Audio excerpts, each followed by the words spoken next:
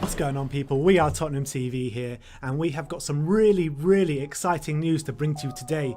We have got some amazing prizes for you to give away over the next 4 months. And first of all though, I want to talk to you about memberships and how you can join and what it's all about. Sim, tell us more about these memberships. So currently we have 2 tiers of membership live on the channel. We have the silver tier and we have the gold tier of memberships. What you get with the silver tier is you get shout outs, it's general support for the channel, and you get customized emojis. And for the gold tier, you get priority on our fan show, and you get entered into a prize draw at the end of every month. It will be drawn live on our last watch along on every month, and we have 3 tiers of prizes we're going to be giving away each month to all our gold members. So what can you tell us more about the prizes? I mean, these prizes are really exciting. I'm going to go from bottom to top.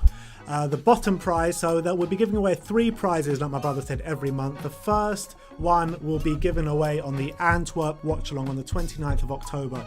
So the number 3 prize will be flags and programs, so you'll get drawn out at random. Number 3, so the first person to get called out will get a flag and a program.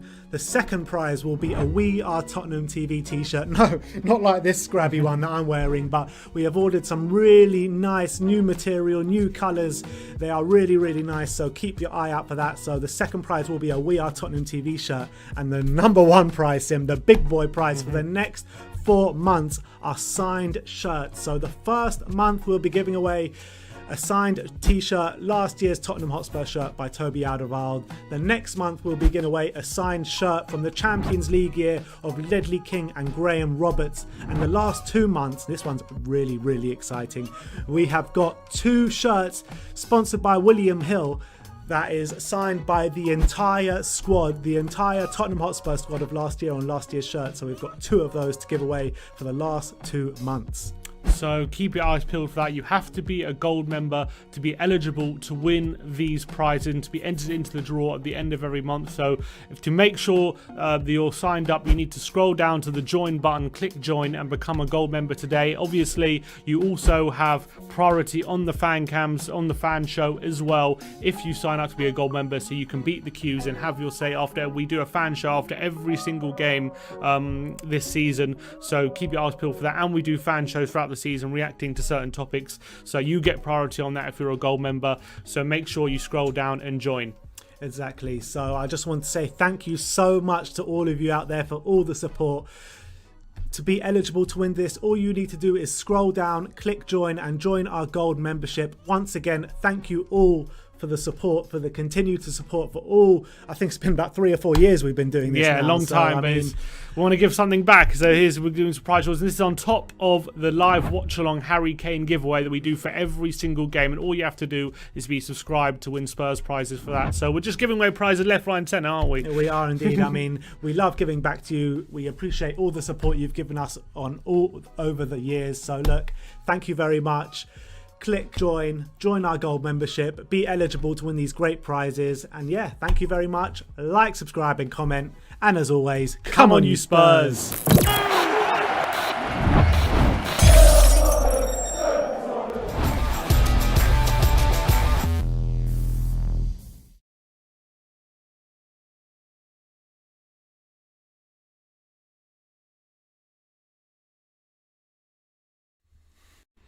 What's going on, people? We are TV here, back here for yet another Smash fan show. Tottenham have gone to the area, taken 3 points in the group, 3-1 on the night. In a game where you got to say that attitude was completely spot on when you look back, happened it out in Belgium last week. So great to get the 3 points. It puts us in a commanding position in the group, even though I know when you look at the group now, it doesn't look that way. But something's wrong. Our voice is sounding weird like last time. Can you restart it? Yeah. One sec, guys. Just get that sorted. Cheers for that.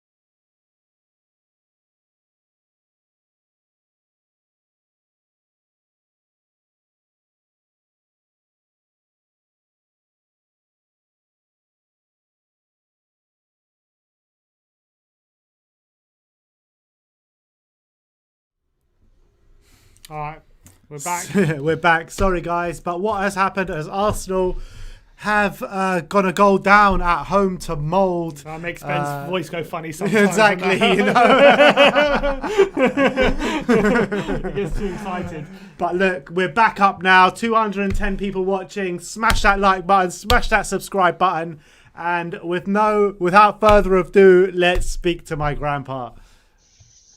Grandpa! Hello, Grandpa. Hi. How are you? Yeah, I'm great. I enjoyed the match. It's great to be able to talk because it's very lonely having to watch these matches on my own in this complete shutdown. But I've been having a good chat with Mike Kelly and Marcelo. Right, you've been chatting to him in the background, have you? We're discussing the American elections, so and they're on our side. Oh, brilliant. So, yeah. That's good to know. That's good to know. But on to the game. How did you feel Spurs played today? I thought they played well. I really thought that they'd learned their lessons from the last match. Yeah, I thought they really did. They really was very careful who they changed over, and I thought they learned the lessons. They played well. There could have been many more goals, but let's look. We won with space, and it was a good game. I don't know who to call none of the match as far as I was concerned because there was several. I thought Lo Celso played really well. I thought he did a good job. I thought Winks at the beginning certainly did a good job, but he made a few mistakes later on. yeah. And Lamela and Sissoko, Lucas and Sissoko played well. But I would give man of the match to Bale. Bale. Bale for Yeah. the hour he played. Interesting. Go on. Yeah, he played really well. I mean, You even give man the match to Bale when he doesn't play. That's right. No. He gave the most expensive goal. But I reckon that Bale played very well. I think every single pass went to somebody.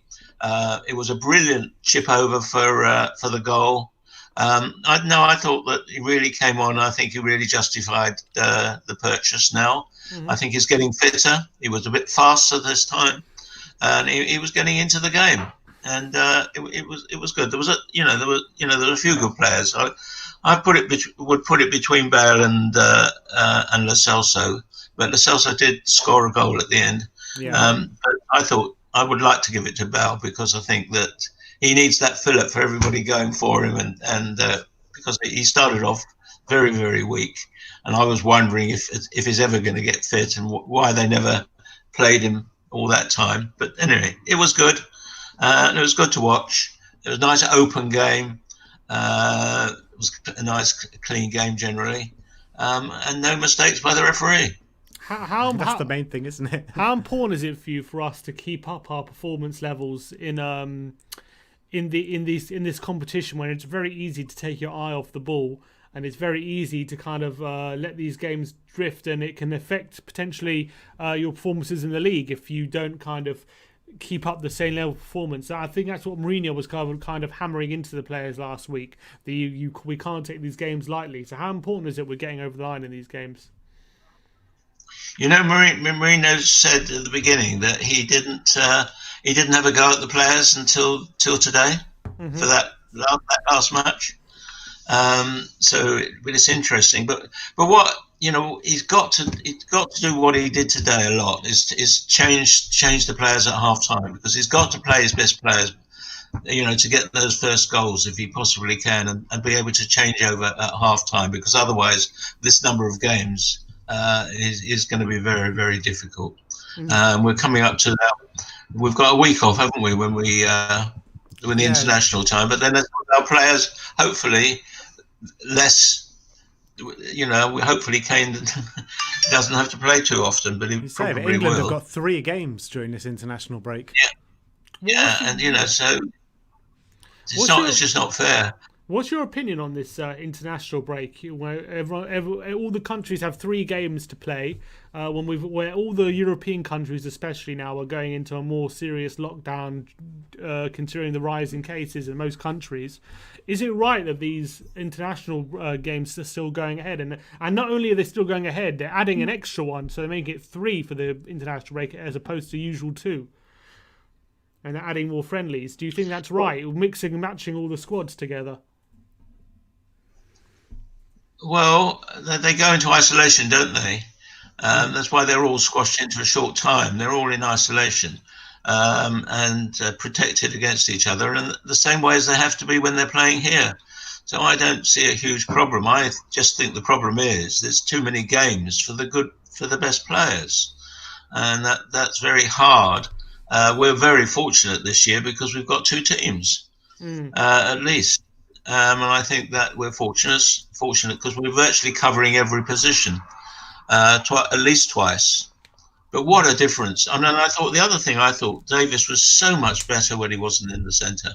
He really, I thought Davis was also played very well, but it was better when he's not centre half, as they used to call it. As a not, yeah. All right. Yeah. So interesting match on Saturday, is it? Sunday, 12 p.m. Yeah, Exactly. 12 p.m. West Yeah. Brom. So keep So an eye out see you for guys that one. then. We'll see you on Yeah, Sunday. see you guys. Grandpa. Nice to see you. Always a pleasure. Speak to you soon, Grandpa. He says, "Love you, Mike." And if you didn't hear him, Mike in the back end, we've got a new member, Teddy Hancock. Welcome to Gold. Thank you, Teddy. Much appreciated. Thank you for all your support. Arsenal are still trailing 1-0. Should we look at some tweets? Should we take a look at some tweets? Yeah, go for it. All right. Let's take some tweets. Here we go. From Sky Sports Stato, Harry Kane's 200th goal for Tottenham is also Come on, Harry. 200 goals in a Spurs shirt. 100th away goal in his 149th away appearance. That was true. So it was true that someone in the live chat was saying that during the game. Unbelievable stat. And let's look at another one from Hotspur Related, looking at Tottenham's all-time top scorers. There's Harry Kane in third, 8 behind Bobby Smith and 66 behind Jimmy Greaves. And we'll look at one more. Jose Mourinho's post-match Instagram. He says, "When you win, but you don't play especially well." So Mourinho doesn't think we played that well, apparently, according to Instagram. But there's a pic of him. I don't know what he's eating there. What was he eating? Let's zoom in on that. Some fruit or something. Fruit. Who knows? Put in the It's like comments mango what is Mourinho eating in this picture. I think it's mango. Let me know in the comments below. Is it mango? I think mango. All right. But anyway, there's a few tweets for you guys to look at. But yeah, shall we get another guest on? All right, let's bring on our next guest. All right, Hi, Mike. Mike. Yes, Mike. How are we doing? What's going on with your voice, mate? What's going on with your... Something's going on with your voice. It sounds very... I don't know how to describe it, like a Dalek. Better? Yeah, that's better. What did you do? Maybe you are a Dalek. You turned off My the Dalek. AirPods are messed up. I don't know what's going on. Okay, fair enough. It's all good now, Mike. All right, cool. Yeah, go on. Tell me how you thought the game went, and were you impressed with what you saw?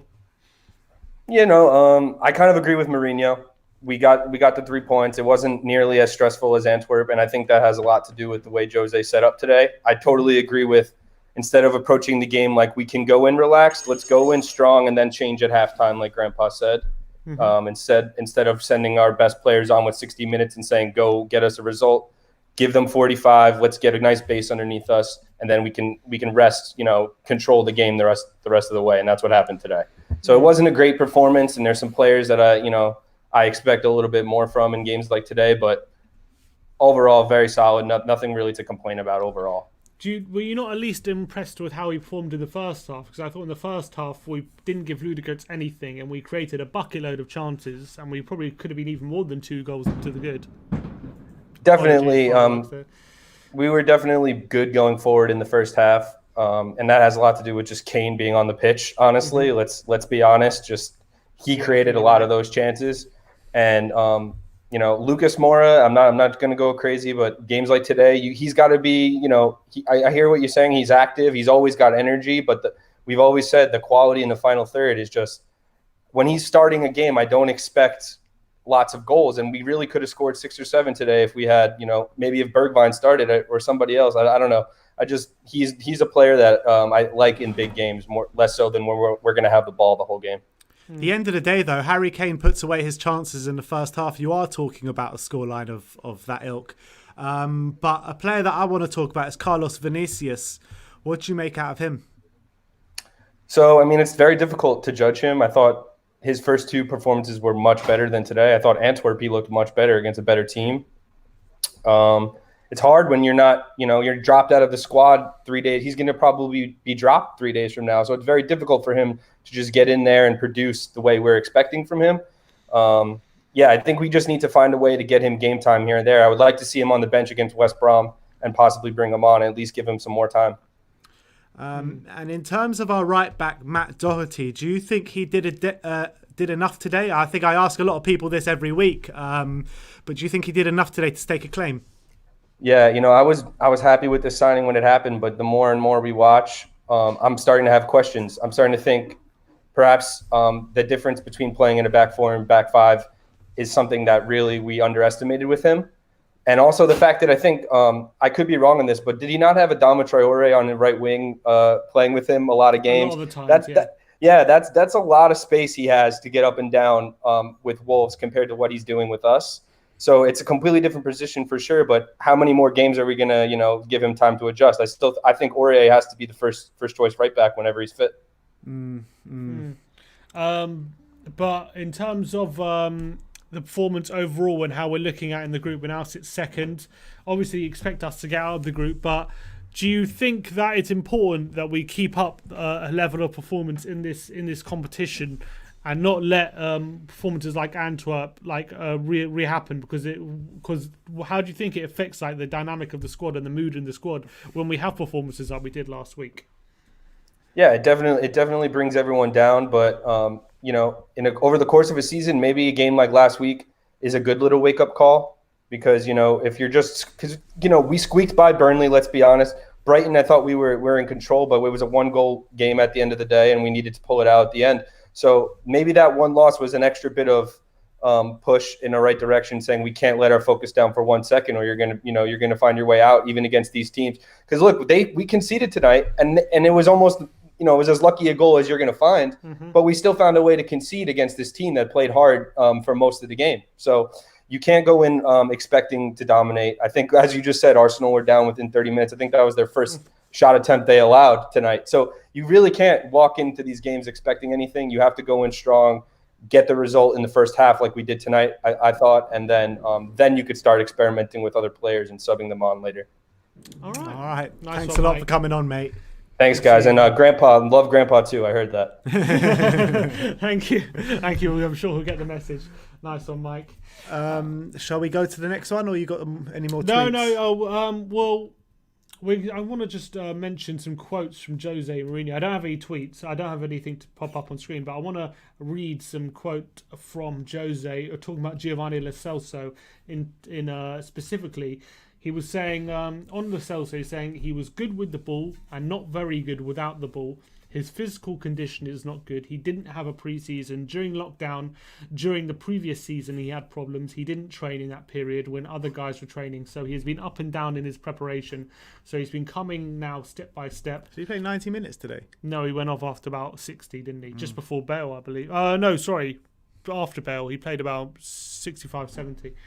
And then he says, I feel that when he plays, he's not the Gio that we know. Not the Gio that we know that he can be, an amazing player. But with the ball, of course, great criteria, and he knows what he's doing, of course, and understands the way we want to play. But we need more intensity to be fitter, to be more intense, to be stronger in the transitions. But, of course, he played more than an hour. And for that hour, of course, was for the football match that we needed to win. But it was also, let's say, a training session to improve his match fitness. So I think he still expects more from Gio. And that probably points to the fact that Ndombele will probably still be ahead of him for the time being in the starting lineup, especially come the weekend.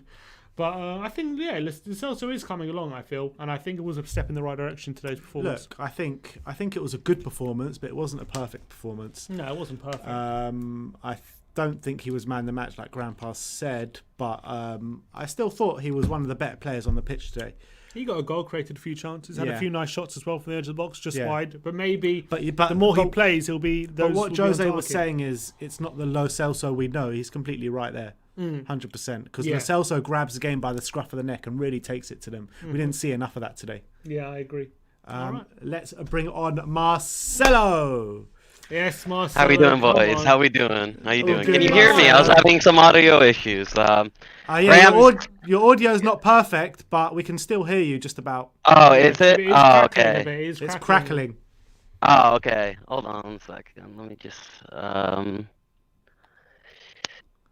How about that? You think is that any better? I think it might be my connection. I'm Oh, sorry. It might be your connection because your picture's not coming out that well either. But look, you just get on with what you need to say, my friend. Listen, shout out Gramps. What an awesome guy. I love talking to him. Yeah, we did the job today. You know, people gonna say, oh, you know, these games are not important, or you know, it's a nothing game. But it's a nothing game until it becomes a something game. You know what I mean? Until we need to start winning these games. But so, it wasn't a nothing game today, was it?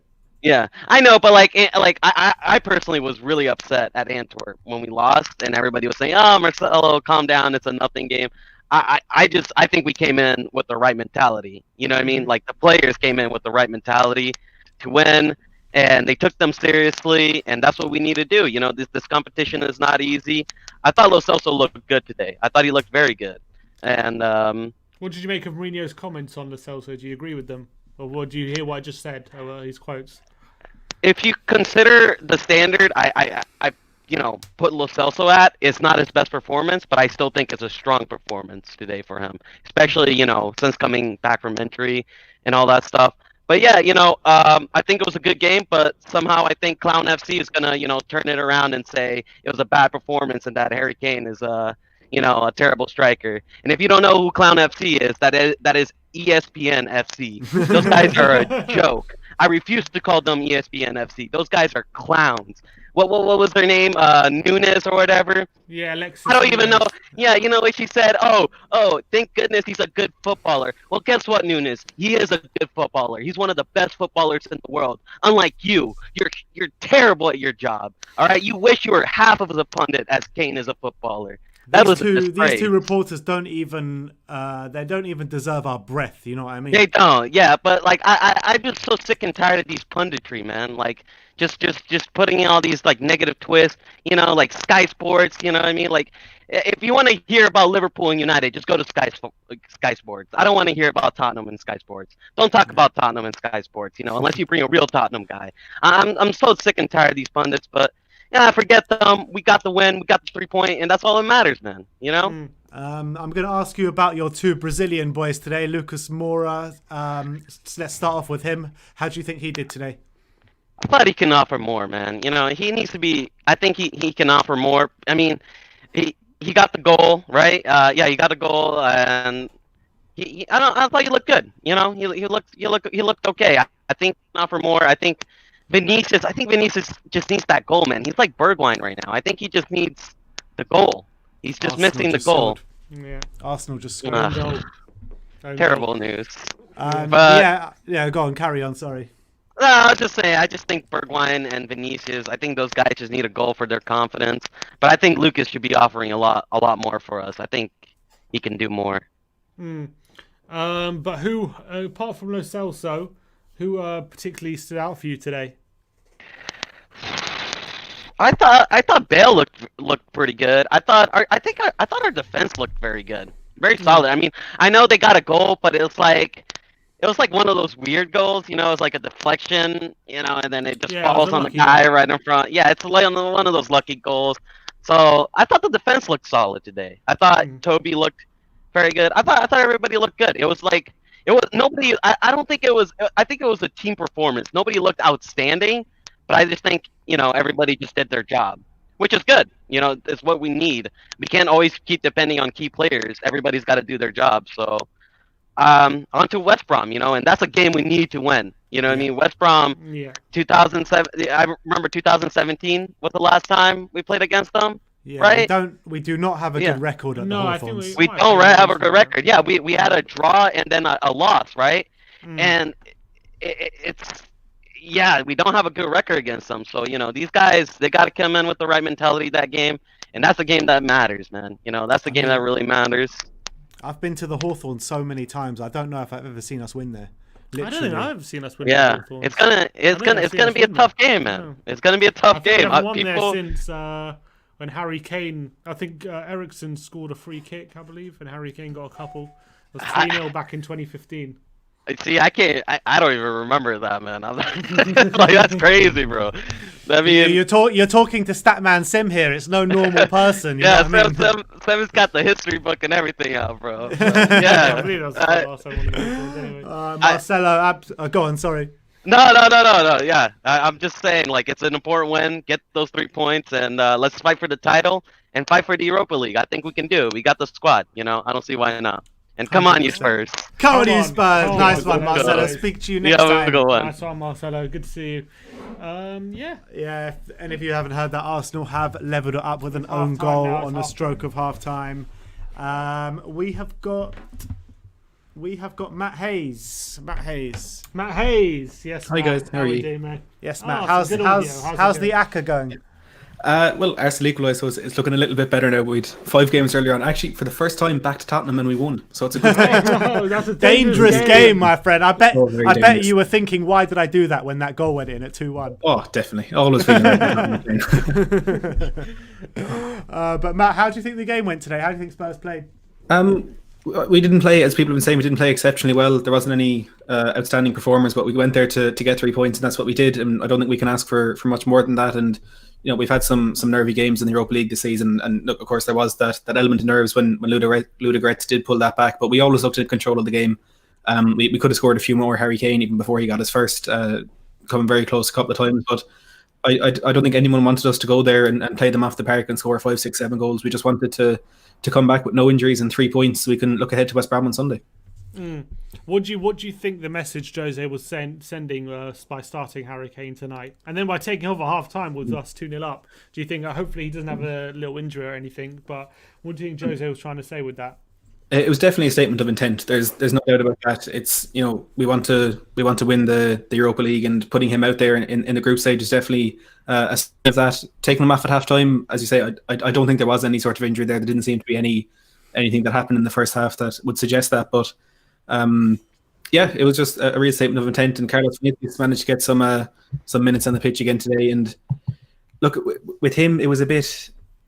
It's a bit worrying, I suppose, when you're looking at the strikers we've had in the past. You know, Vincent Janssen, Roberto Soldado. There are a lot of strikers who kind of let us down. And I thought Vinicius against Royal Antwerp, I think he was perhaps better than what he was getting credit for. But I could see where the frustration was coming from. His movement at times was a bit lackluster. And I know Harry Winks got a bit frustrated at him at one stage, and people were criticising Winks, saying, "Well, you've been terrible as well." But there were times I think Vinicius could have done a bit more against Antwerp. Today he was a lot better in that regard. He was getting into some good positions. He was. He could provide that final touch. You keep freezing, Matt. Is he gone? Oh, sorry, Matt. Matt, We'll if you try and reconnect, we'll try and get you back on. But let's go to David Harris. Where's David? There he is. Yes, David, how's it going, mate? How are you lads? How are you keeping? Yeah, all good. And yourself? Oh, good, yeah, good. Sim, you tend to be a bit chipper today, a bit chipper than what you have been over the last few weeks. Is that right? I don't know, you just seem a bit... It's because Harry Winks had a good performance today, exactly. that's why. Harry Winks had a good game, that's why. And Arsenal were losing for a bit. My mood might go down now, they've equalised. But didn't know. I was maybe depressed. I don't know. Depression is no laughing matter, by the way. It's the commentary. You're concentrating on the commentary. That's what it is. Maybe you're right. Well, okay, fair enough. But David, what did you make out of our performance today? Yeah, look, it's job done. It's an easy win. There's no bells and whistles about it as far as I'm concerned. It's job done. It's a team we should be beating, regardless. We could have sent our under 21s out to make it. I know. Go on, sorry. And then, look, it's all about finishing off this period for me on Sunday against West Brom. It's all about that. The 12 points or the 9 points we said we wanted out of 3 games. Burnley, Brighton, West Brom, and leaves us in a good position. And then winning tonight obviously leaves us in a good position in the group stage as well. So happy out. Yeah. Do you feel like tonight the players really got the message from Jose that we can't slack off in this tournament and they need to feel the pressure a bit? Yeah, well, first of all, I'd like to say I think it was a masterstroke to not talk about that game until tonight, just to give them a reminder going out. Because if you would have said it after them last week, it wouldn't be fresh in their minds. It was fresh in their minds tonight, so it was a masterstroke. They went out there. They looked very sharp from the off. And they playing these teams. You can see what Jaws is about. It's all about just throwing hell at them in the first half and getting the game over and done with. Then we got caught with a sloppy goal. A lot of people blame Winks for the goal tonight, but I don't think it was Winks' fault. Davies kind of threw a half effort block, and then look, it rebounded off Winks, so you can't really blame Winks. And I'll give it that. I'll give people that. Winks did play well tonight, but look, it's Ludogorets at the end of the day. Yeah, it's hard. I hesitate to make too many judgments from these kind of games in the Europa League, because I've seen it so many times before. I remember was one season like Jack Wilshere had like the best group stage I've ever seen but he couldn't get in the Arsenal team in the Premier League because he just wasn't good enough and he got released at the end of the season. So it's hard to make too many judgments from these games. But who impressed you? Højbjerg, when he came on, I said it on the live chat. After about 10 minutes, the man broke up play 3 or 4 times. It's unbelievable. His build up to the third goal was brilliant as well. He just got on the ball, he drove forward with it, played a nice little pass to Son, and then Son unselfishly across to the Celso.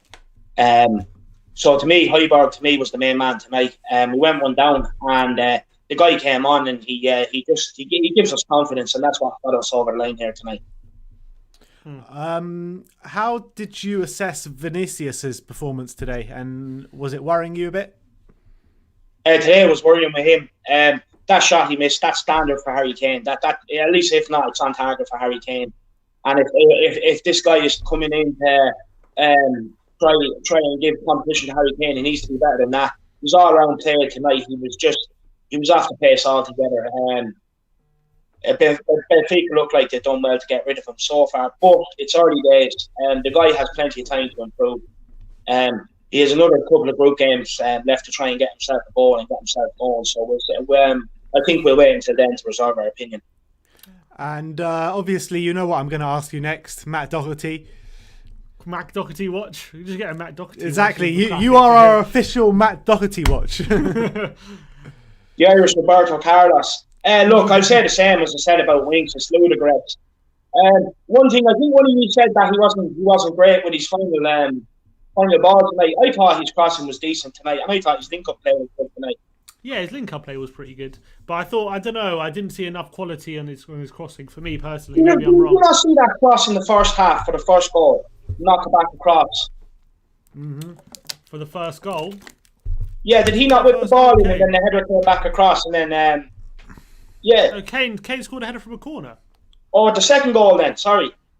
No, that was Kane squaring it to Lucas. Was that anything to do with Doherty? Maybe that it was the third. Kane. Wasn't that not Bale? Bale putting it through to Kane and Kane squaring it to Lucas. My bad. I don't remember Doherty being involved. I do remember Doherty putting in 1 or 2 good crosses tonight, but when you're talking about a team against like Ludogorets, you expect him to have a more commanding performance than that. You know what I mean? Yeah, that's what I'm saying. It's hard to judge anyone tonight, really. Yeah. Like a team against Ludogorets, like I said, it's a team we should be just rocking up and beating. It should be coming in, going home, job done. Like I said, there's not too much you can really take from tonight. Only that it's another win, and we can look forward to West Brom on Sunday now. Well, the only thing that maybe we can take away from this is that the kind of attitude and application was a lot better than it was this time last week. So I think that's the bare minimum, isn't it? Yeah, that's something positive. I think the only really positive thing to take away. Yeah, well, again, it's a learning curve. Every game I come on here and I give positives about what we've learned from our last game. And again, like you said, we've learned from our last Europa League game. We came out, we started fast. The attitude was right today. And it was positive. There was a lot of movement off the ball. We were aggressive. So in that way, there's positives. But again, like I said, there's not much you can really take away from a game today. It is all about Sunday and then heading into that ridiculous international break. Look, if all these countries around Europe are going in lockdown, how can you be sending these players off into the international camps and flying around? The Irish squad got decimated there in the last one with Conley and Ida, and then it turns out the coach that supposedly they tested positive that they were around. He was negative in the end. The whole thing's a farce. Let's just get on with the Premier League. It's what we want to see. But having said that, you fancy your chances against England? Oh, look, I'm going to enjoy that. I'm going to thoroughly enjoy that just because it's a dirty game, isn't it, lads? You know what I mean? But look, we're walking in front of the goal, so I don't think there's too much to worry about. But then again, if that slaphead plays at the back, Maguire, who knows? Who knows? Well, you don't have Robbie Keane anymore, so I'm not that worried. Oh, guys, Robbie Keane, that guy, childhood hero. I'm afraid to say my favourite moment for him wasn't in the Spurs shirt. It was in the 2002 World Cup. Against Germany. Against Germany, and then his celebration. Loved it. Yeah, we all know Matt Doherty's due to have a storming game against England, that's for sure. This is probably the best game I'll ever see him play. But look, David, thanks a lot for coming on, mate. Nice And one, David. I'll be sure to message you after we beat Ireland.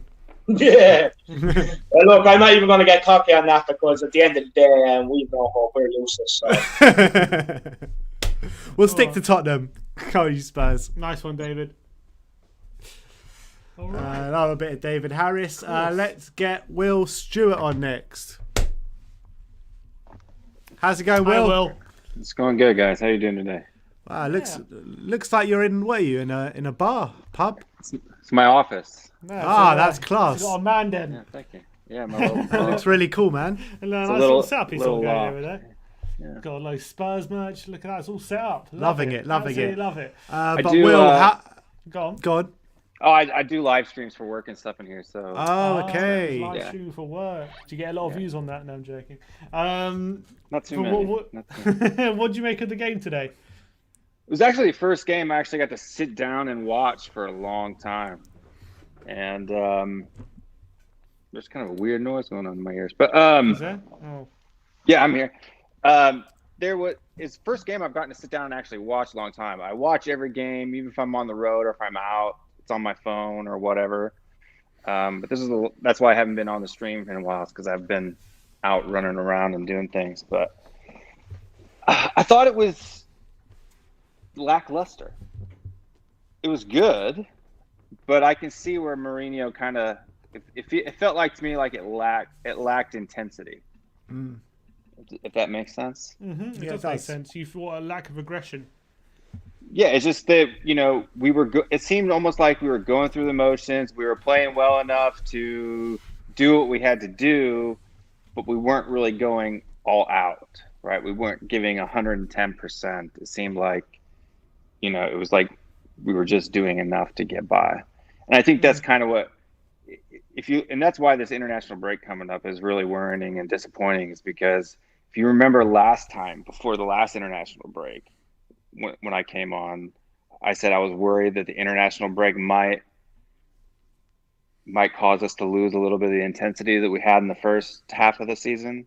And I think that's kind of happened, right? So before the last international break, we were scoring 6 and 5 and, 7, and we've come back and it's been a little bit less intense. And I'm a little worried that it's going to go off and happen again. The injury part of it, I'm not too worried about because of our depth, but it just seems that once we start to get on a roll, the international comes in and kills the momentum, kills the momentum. And that's what's worrying to me. So, yeah. I know what you mean. It's very frustrating, the international break, and why they're still going ahead. And not only that, they're kind of putting more games as well on the international break. They're usually only 2 games over the 2 weeks. But they've added a third one. They've added a friendly as well, making it 3. And during this kind of time, everyone's going into, especially in Europe, going into stricter lockdowns, do you think it's a smart decision to have these international breaks go ahead?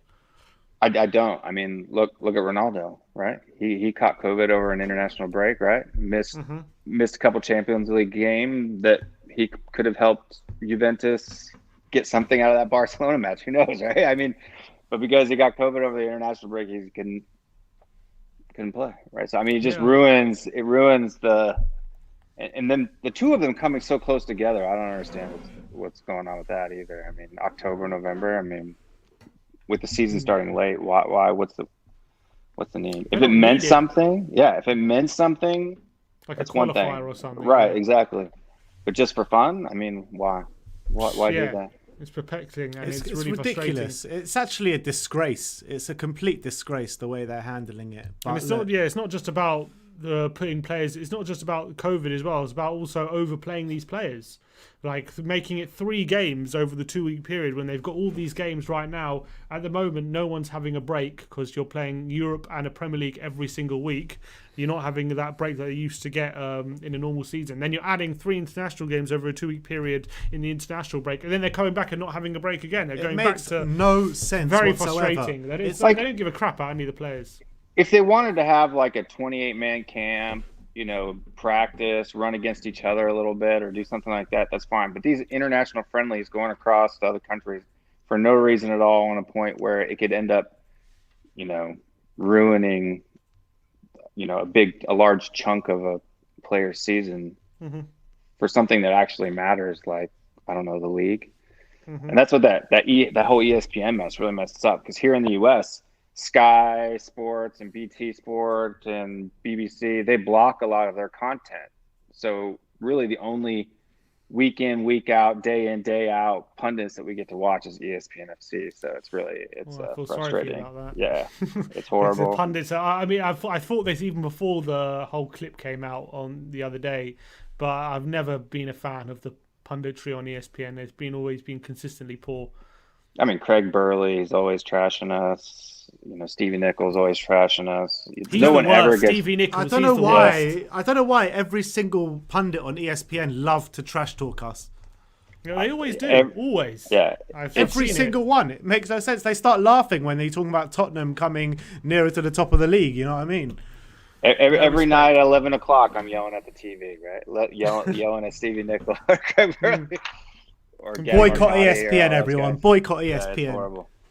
Yeah, it's not great. I'm not a big Disney fan anyway, but yeah, I just think that it worries me. It really worries me, because we had such good momentum going forward, and it seems like things are starting to slow down. And I thought we looked our best when we were going 110%, right? When Son's flying down the left wing and Kane's going active, and Torre's doing roulettes in the midfield and doing all kinds of stuff. That's when it looks like we're actually dangerous, like that we could really do something. But when we just go through the motions, and it's a slow pass here and it's a slow pass there, and that's really with the Brighton game too. That's what really worried me, is everything just seemed really slow. We weren't moving the ball quick, right? It's just a pass here. Everybody's stationary. They're not moving forward, but we have to have that intensity, right? Isn't there an argument to say that before the break, went full out intent against everyone, really? When you look at the Newcastle game, I know West Ham game was just after, but we weren't getting all the results. But now we seem to be actually getting over the line more times than not, kind of thing. I know Brighton wasn't the best performance, but we won that game. Burnley as well wasn't the best performance. We won that game. Today as well, you can probably put in that category too. Is there not that argument as well? Sure. I mean, absolutely. I think that comes down to, I think that if you compare it to Liverpool from last season, right? High intensity going forward, stability in defense. And I think that we had high intensity going forward in the first couple of games, but maybe not that stability in defense. And now we've got the stability in defense, but we've lost some of the intensity going forward. And we have to group both of those together, in my opinion, to really, really, really make a strong challenge for the title. Because I think if you have both those teams, Liverpool and Spurs, both playing stably in defense and having high intensity in the attack, I think we can go point to point with them all season long. I really do. I really believe that 100%. But we have to have both of those components. We can't have one or the other. And that's kind of been our thing, is sometimes we're really attacking, we're really intense, but we give up 3 goals in the last 10 minutes of a game, or we come out and we hold them to a clean sheet and we can only score 1, right? We can't break down their attack. And we've got to figure out a way to be able to figure out a way to be winning 5-0, right? Not 1-0 and not 5-3. We need to be able to figure out how to win 5-0. And if we can get that down, I think we'll really be on a trajectory to do it. But yeah, I'm looking forward to it, and I hate those international breaks. Yeah, we all do. They're the longest international breaks, especially now in these times. But Will, it's good to hear from you, man. Good to see you. Take it easy. We'll see you soon. See you guys next time. Yeah. Have a good one, man. Speak to you, man. Speak to you soon. Let's. Yeah. Yeah? All right, let's go on to Zach. You're Yes, Zach. right. Hey, Zach. How you Yeah, doing, no. brother? Yeah, I'm good, thank you, man. Yeah, I think today was just everything you expect from a Europa League game, innit? I feel like we outplayed the opposition, but it was obviously much weaker than us. Kind of makes you miss Champions League football, doesn't it? Tell me about I it. definitely missed that for Tell sure. me about it. But were you happy with the way we kind of handled the game today? And were you happy with the kind of intent and especially what happened last week on Thursday night? Yeah, I think it was good that we got off to a good start. I thought we outplayed them in the first half. We should have just got a few more goals, shouldn't we? Really. Yeah. Like on another day, we could have got 5-6 in that first half. It was nice to see Bale and Lo Celso as well getting some minutes in. Do you think if Harry Kane puts away those chances in the first half, people aren't talking about that Tottenham did play that well tonight? I don't know. I think obviously higher scorelines obviously make bad games look good, don't they? So obviously, I think if we would have ended this with 5-6, you know what I mean, probably would be a bit better. But this is what it is, isn't it? Yeah. Do you think the performance tonight was more Tottenham playing well or Ludogorets were bad? No, I thought we played well. I thought we outplayed them in practically every position. I thought it was really unlucky as well to concede that goal. Do you know what I mean? Yeah, we played good.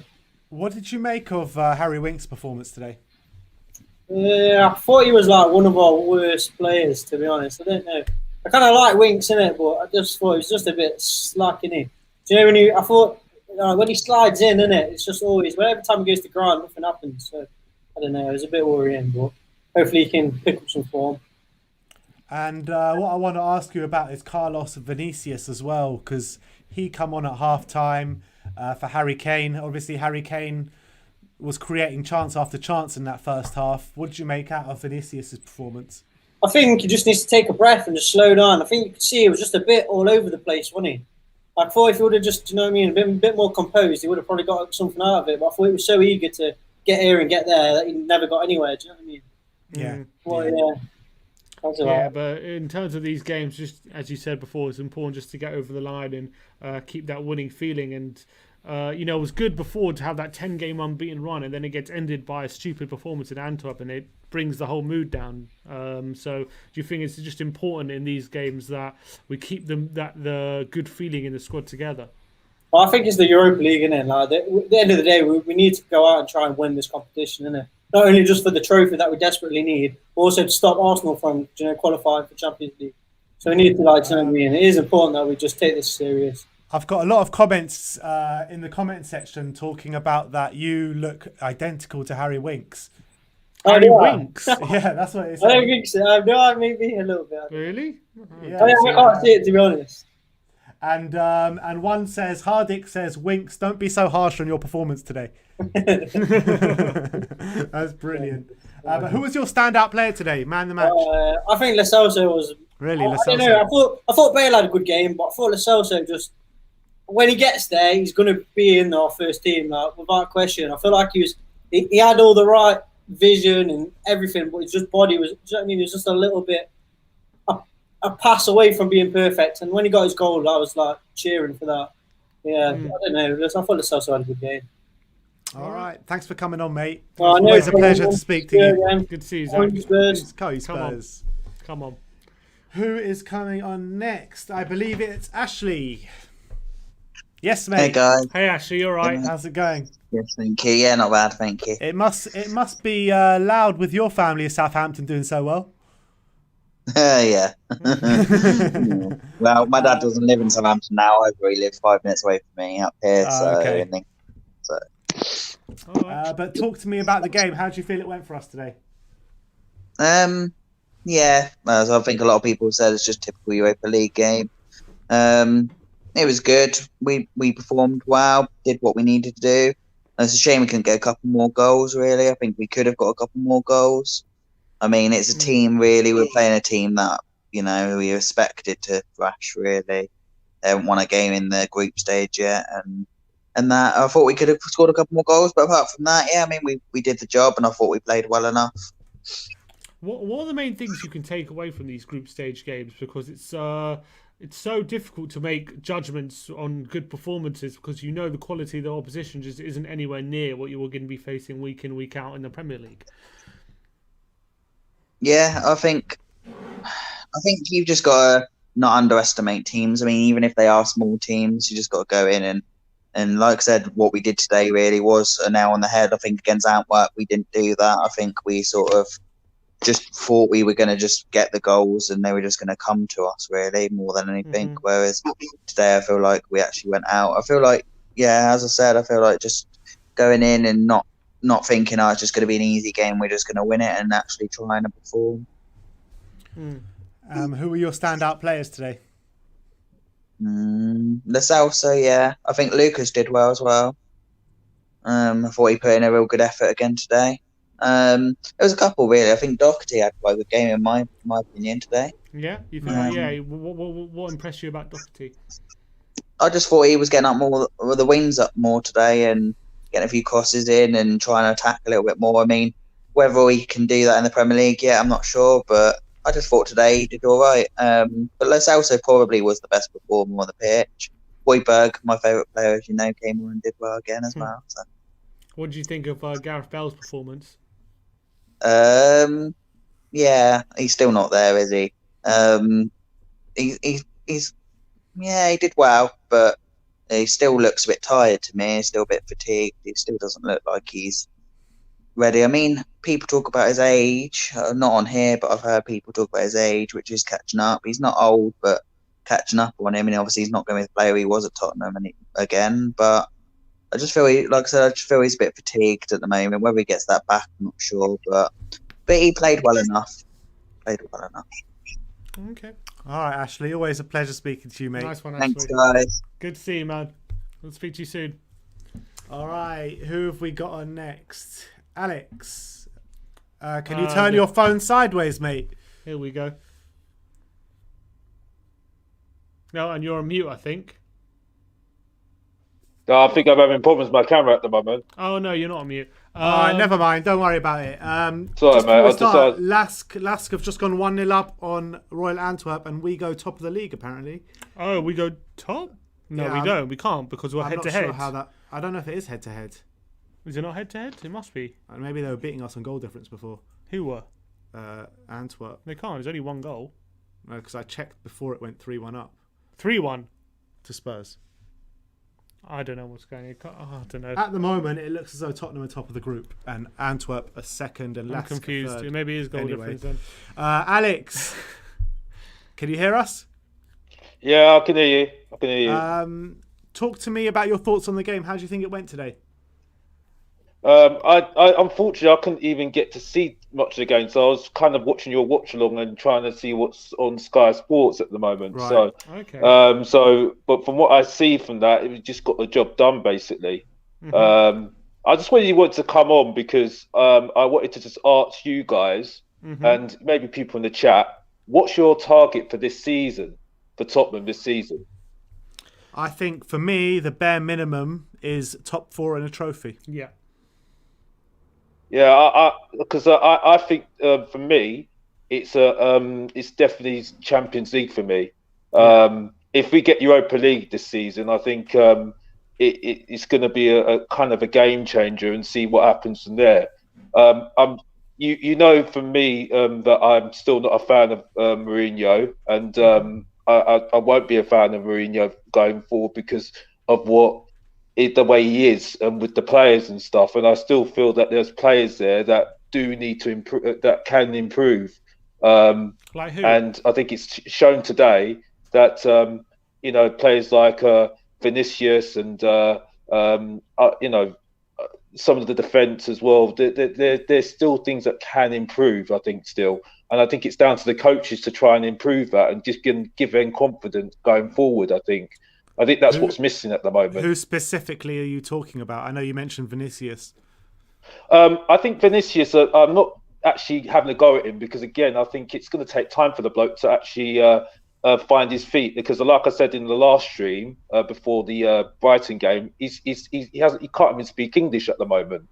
You see, and I think also when you bring off a player half time, drag him off, it's going to lose his confidence. I mean, again, I come back to mental side of the game. You see, it's mentally. You've got to think of the mental side of a player. So I think it's important that this is where I think Mourinho's lost it for me, and this is where I think other managers got more on him. But yes, well, what I mean is that I think he's lost it in terms of understanding where the mental side of a player. You see, where I think the coaches like Sacramento and Ledley King hopefully will try and help him understand that if you help a player's confidence, you'll see the best of him, and you know, in the future they might develop into a great player. Because I think that we've got some good potential there in the squad. I think this can be unravelled in the Europa League. You know, who are you talking about specifically? Which players? Lo Celso, Ndombele. I say look at the job he's Alli, done with Ndombele.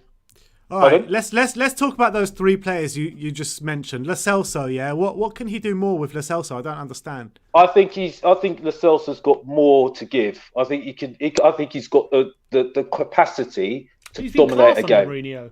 He's been really good. He's good, but there's more to give. And I say this. You've got to give it leeway though, because he's been injured and he's just coming back to full fitness now. No, but I'm not having a go at Lo Celso here. I'm not having a go at Lo Celso. I'm saying that I think Mourinho could get the more out of him, and that's where I think the coaching side of the game needs to be better. Because, as I say before, Tottenham in the past how many years have created stars, yeah, right. And I see a star in Lo Celso. I see a star in Ndombele. I see a star in Birdwin. Okay, but I think there needs to be more coaching to make them better, to bring them to that next level. Okay, because I think Lo Celso players, Mourinho, he's done it before. Yeah, but I don't believe that. And I know that because of what he said before. He said, I mean, he made a statement, and I can get the quote. He says 99% of the time it's about the player to make him better, and 1% is the coach. That's not a coach. That's not a coach. I know the quotes you're talking about. Yeah, and Klopp would not say that. Pochettino wouldn't say that. And you say that to Rodgers. Rodgers wouldn't say that. You can see that in the Leicester side right now. No, he was talking about motivating players. And motivating players. Well, regardless whether it's motivating players or not, yes, I understand the motivation side of things, but it's about trying to improve those players. And I think that will help us get to that next level. You see what I'm saying? And I think that's what's missing at the moment, because at the moment, you can see what the whole thing with the game at the moment. It's like we go really good in the first half, we go full pelt in the first half, and then we drop off in the second half. It's all the time. It's every single time. This is not me complaining. Just give the whole observation of Tottenham at the moment. It's like every single time we're all full pelt. We're winning the game. We've got so much energy. Højbjerg's tackling everybody, and everybody's getting, everybody's really up for it. Then second half, somehow we drop off. And it seems let me ask you this: Does Jose not deserve credit for the way he picked up this side?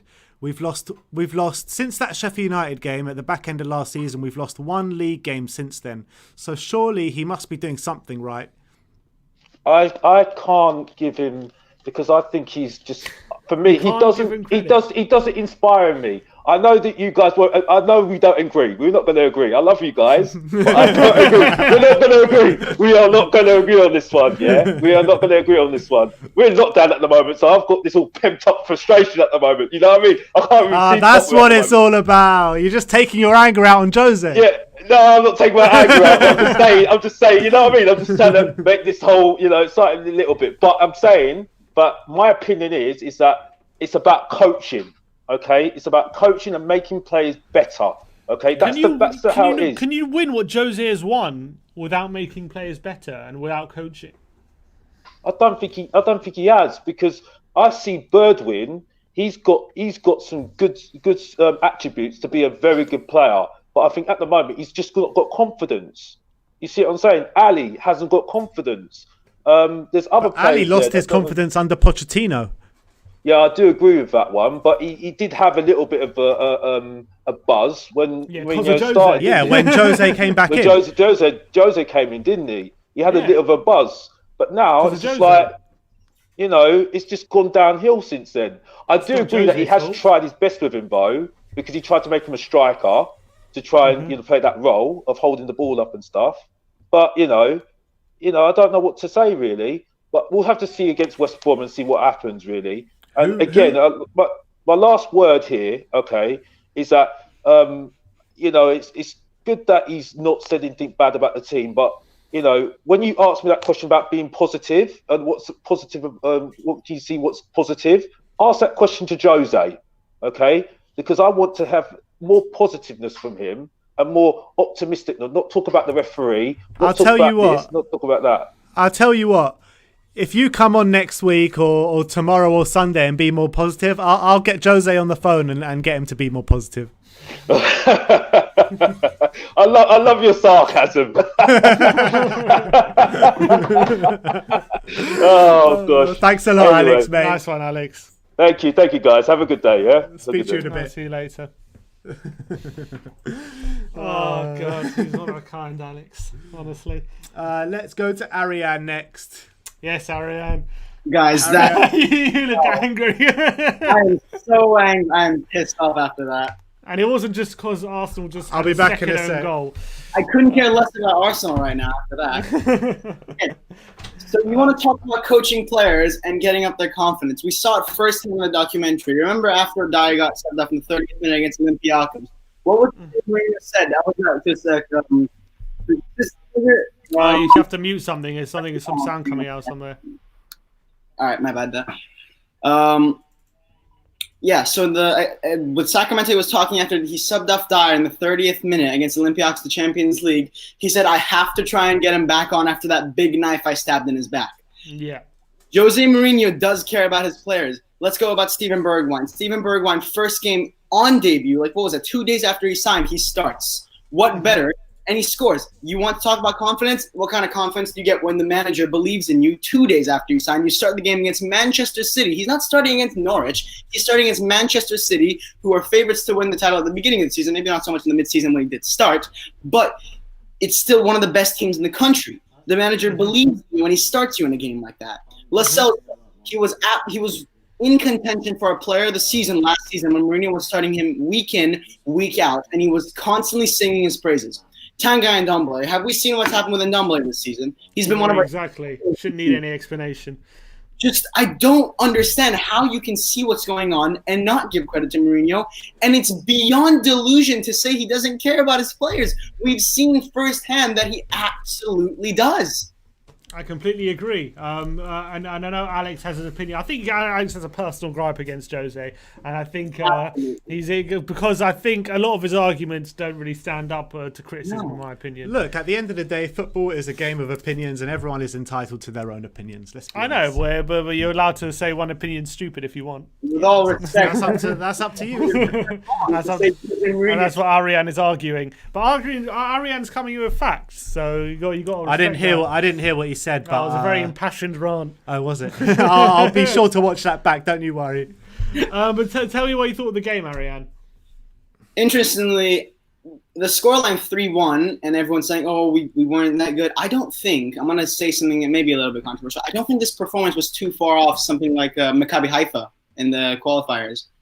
Just that game, we were so clinical that the scoreline you see 7-2. You're like, "Wow, that was a good game." But this game, if we were just as clinical, we could have won maybe 8-9-1. Like, it's not too far the same performance, but you're talking about Maccabi Haifa 7-2 and then Ludogorets 3-1. You're like, oh, such a big difference. But no, I think performance-wise we were pretty close. And I think another thing that we could take from this game is how important Son is to this team. We saw how many chances Harry Kane missed and some others, and you then see Son has 8 league goals this season. He's so clinical. How many chances can you think of that Son has just put wide or missed? Not many. He's so clinical in front of goal. I'm pretty sure he has the highest conversion rate in Europe at the moment. And you can see how important... Over 50% or something, isn't it? Yeah, it's something ridiculous.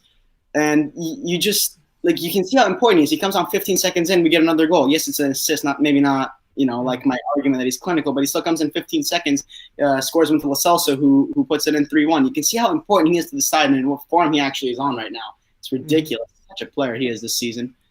The fact of the matter is today, Kane started the first half. We scored 2 goals, and we had to wait for Son to come on to get another one. Do you think we're over-relying on them? Or do you think if one of them got a big injury, we could cope with it? We need to bring Alex back on for this one. Harry Kane and England's son come out now. Over reliant on them. I wouldn't actually say so. I don't think that obviously if they were to get injured, we could have the same hopes for like the league. But even if, God forbid, they do get injured, we still have Carlos Vinicius, who we'll get onto him in a second, and other wingers like Lucas Moura, who I didn't have a bad game. We still have Gareth Bale, obviously. He's going to hopefully step up. I think we can still easily get into top 4 and maybe, keep our Europa League hopes alive if they do get injured until they do come back. So I don't think we're too over-reliant on them in that sense. But obviously our team is revolved around them. And if you take the 2 best players out of a team, they're going to crumble. That's just natural. If Liverpool lose Mohamed Salah and Sadio Mane, they're going to crumble. It's just how it works. That's not. Yeah, I hear that. Thing. Yeah, but just again today, like we had to wait for at least one of them to be on the pitch for us to score a goal. So I just thought I'd make that comment. It's not like we played a lot of football without either of them being on the pitch today. It was only about 10-20 minutes, wasn't it? Yeah, but do you what feel time like, did Son come on today? It's about an hour mark or something, 65. But do you feel like Lucas? I know he scored today. Lucas, Bergwijn, and Vinicius. Do you feel like they need to do more for you? I don't think that they're taking their chances as well as they should be. I think Bergwijn didn't have a bad cameo. Lucas obviously gets a goal and an assist. So end product-wise for Lucas today wasn't bad, which is a little bit unusual as it's normally quite the opposite. But having said that, scored 4 goals in his last 5 starts. Yeah. So it's really weird. I think Lucas Moura is some player that in Europe he's always done relatively well. Yeah. Even last year in the Champions League against Olympiacos, he had the goal and Barcelona, that was the year before. He had the season before, obviously, in Amsterdam, he had the hat trick. And I think just weird in Europe he does well, but I don't know what it is about the PSV as well he scored against. PSV, yeah. I just don't get what it is in the league. He just can't perform at the same standard, which I find strange. It's a different game, though, isn't it? The English game and the European game. But, have we seen him do well against English opponents in Europe? I'm not sure. Don't think Man so. City, I know he did very well against right? against Man United in the Premier League. He scored 2 goals, didn't he? Yeah, he did.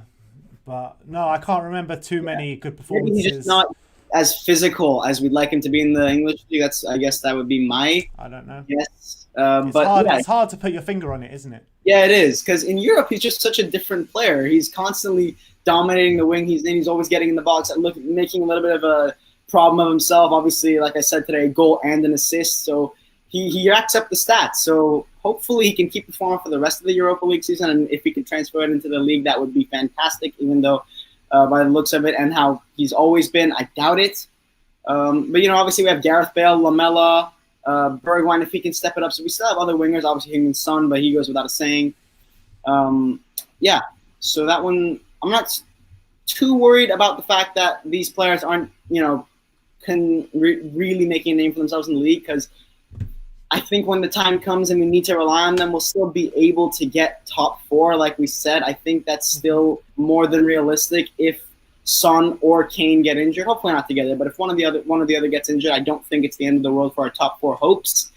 So I guess we'll just have to see on that. I don't even think either of them is going to get injured with the depth we have, since you don't see Harry Kane playing 90 minutes every game like he did last season and the season before that. So I don't think he's going to have that risk of an injury anyway. All right, Ariane. Thanks for coming on, mate. Always a pleasure. We're sure to get back to Alex. Ariane, we should have you on with Alex next time. I'm sure that will be good viewing. Fireworks. He said, yeah. All right, we'll see what we can work out. Let's bring on Brian. Brian Daigle, yes. The winner of our first giveaway of the signed shirt. Have you got it yet?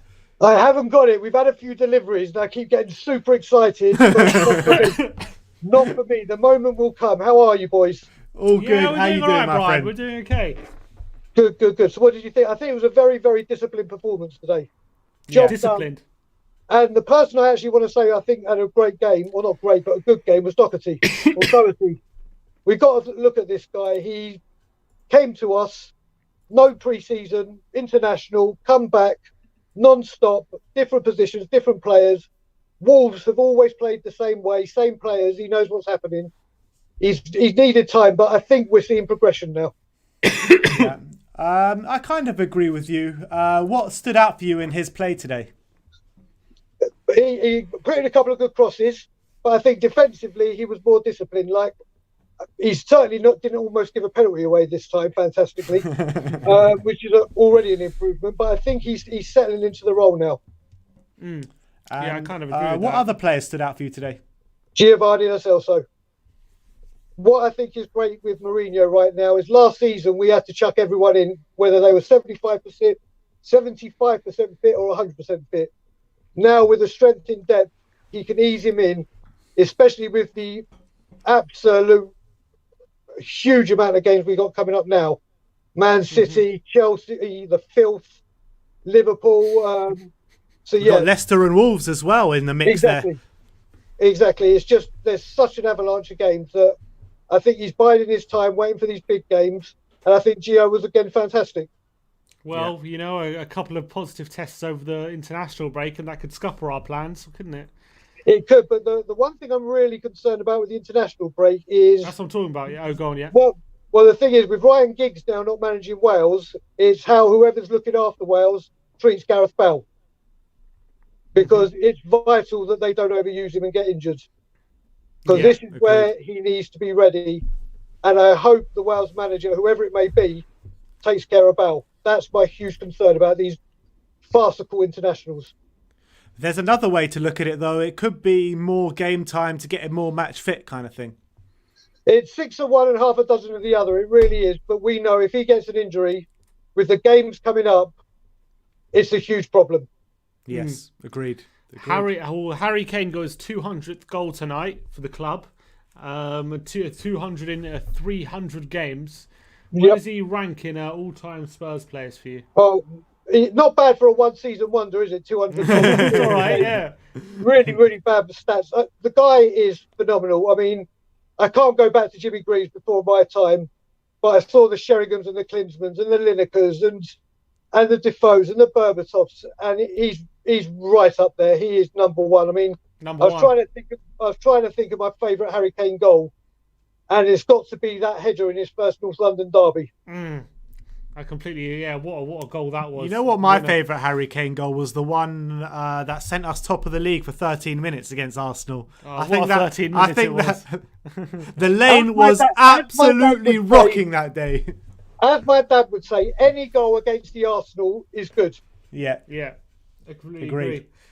Well, that's a good note to end on. I believe. Thank you so much, Brian. Hopefully next time we speak to you, you'll have the shirt ready to show us. After West Brom, let's hope. I hope so. Nice one, Brian. See you later, Good to see you, mate. See you later, mate. Come on. And to you, mate. And to you. Do we have anyone else? Yeah, we've got Matt Hayes just to finish off. Yes, Matt. Internet connection all better now. Oh, it was the whole electricity cut out. Oh, right. The power cut. Yeah, it's back now, though. We're back. Oh, good to know. You don't have to get the candles out. So where were we? Tonight. I think I was talking about Vinicius when I disconnected. And look, we've had strikers in the past like Roberto Soldado and Vincent Janssen where they've come in for really good records. Soldado in Spain and Janssen in Holland, and they came in and they were disappointing and they couldn't get in the score sheet for us tonight or for us at any stage. And I think Vinicius tonight, even though of course it's very early on in his time at the club, I think he's starting to give us these worries that it could be another thing like that, because he had a few chances tonight. He had one header, I know he ended up putting backwards. He just had a few dodgy moments.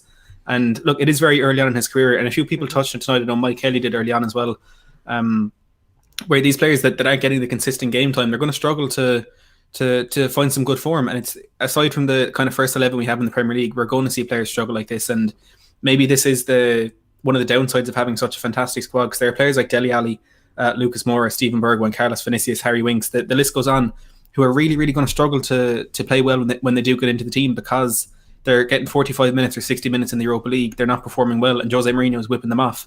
And I'm not criticising Mourinho's decisions in that, because at the end of the day, a lot of these Europa League games have been really tight, and we've needed to do that in order to get them over the line. But a lot of players are going to struggle to find their form, and in a way that is depleting our squad to some extent. How would you combat that? It's quite difficult. Maybe...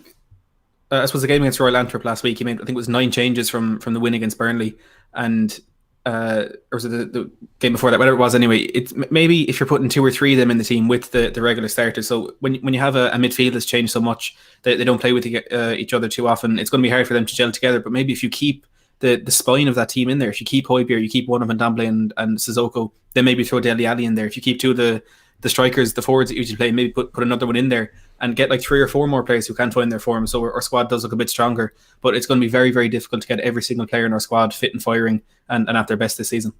Let's talk about Dele Alli, because another game today, not played. Yeah. 4-1 Arsenal. But 0 minutes played. Offside. Whatever.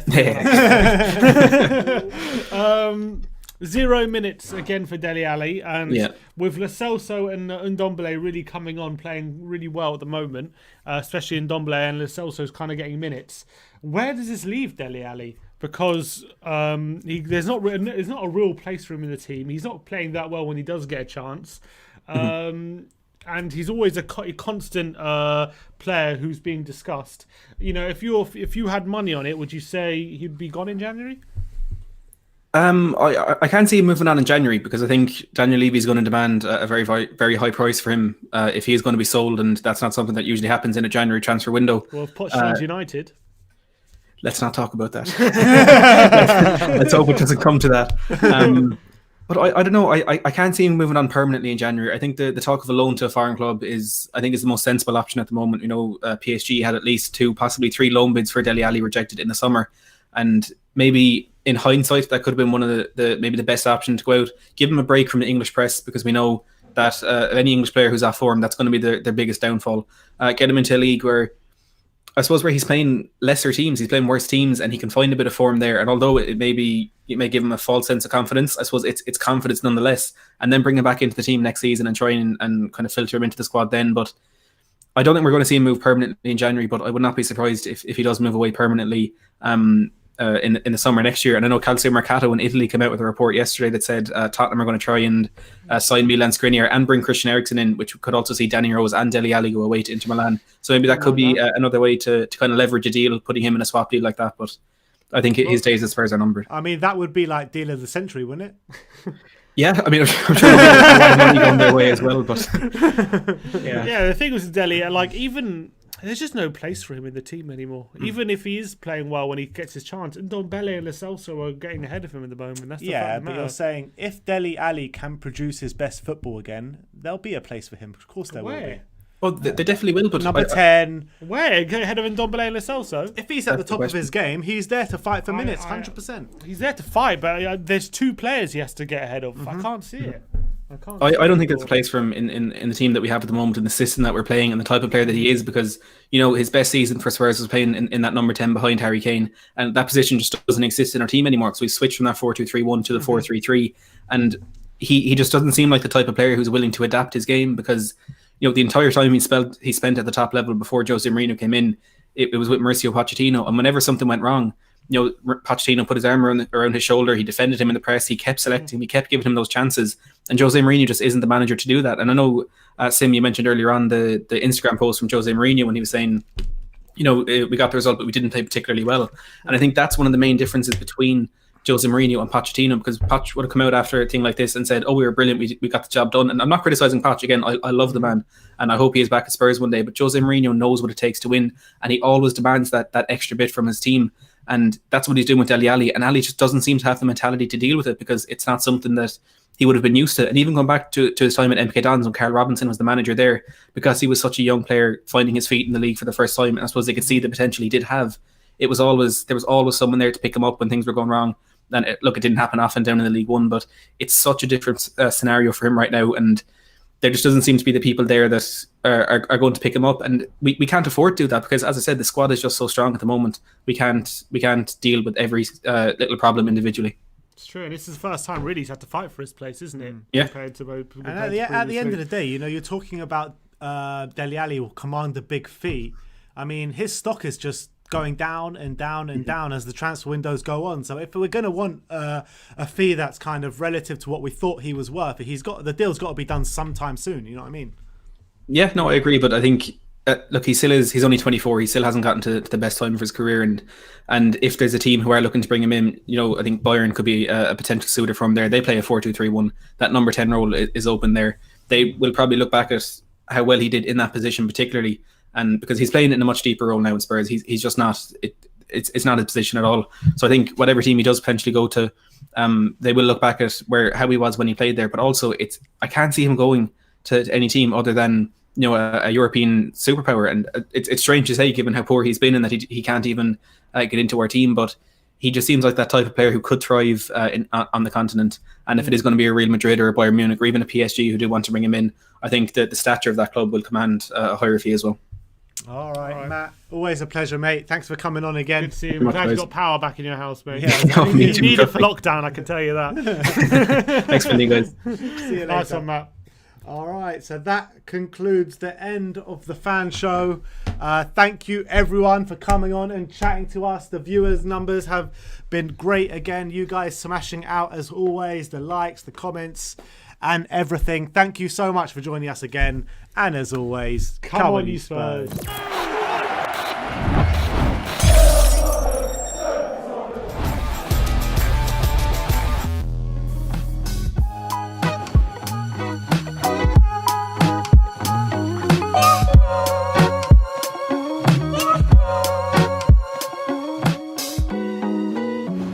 People, we are Tottenham TV here, and we have got some really exciting news to bring to you today. We have got some amazing prizes for you to give away over the next 4 months. And first of all, though, I want to talk to you about memberships and how you can join and what it's all about. Sim, tell us more about these memberships. So currently we have 2 tiers of membership live on the channel. We have the silver tier and we have the gold tier of memberships. What you get with the silver tier is you get shout outs, it's general support for the channel, and you get customized emojis. And for the gold tier, you get priority on our fan show, and you get entered into a prize draw at the end of every month. It will be drawn live on our last watch along on every month, and we have 3 tiers of prizes we're going to be giving away each month to all our gold members. So what can you tell us more about the prizes? I mean, these prizes are really exciting. I'm going to go from bottom to top. The bottom prize, so that we'll be giving away 3 prizes, like my brother said, every month. The first one will be given away on the Antwerp watch along on the 29th of October. So the number 3 prize will be flags and programs, so you'll get drawn out at random. Number 3, so the first person to get called out will get a flag and a program. The second prize will be a We Are Tottenham TV t-shirt. No, not like this scrabby one that I'm wearing, but we have ordered some really nice new material, new colours.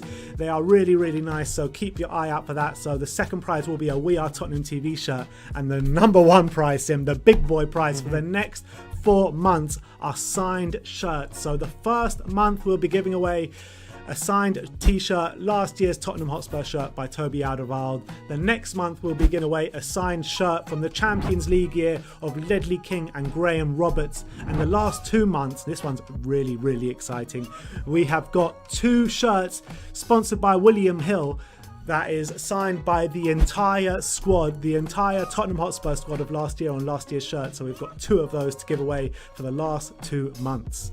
So keep your eyes peeled for that. You have to be a gold member to be eligible to win these prizes and to be entered into the draw at the end of every month. So to make sure that you're signed up, you need to scroll down to the join button, click join, and become a gold member today. Obviously, you also have priority on the fan cams, on the fan show as well, if you sign up to be a gold member, so you can beat the queues and have your say after. We do a fan show after every single game this season. So keep your eyes peeled for that. And we do fan shows throughout the season reacting to certain topics, so you get priority on that if you're a gold member. So make sure you scroll down and join.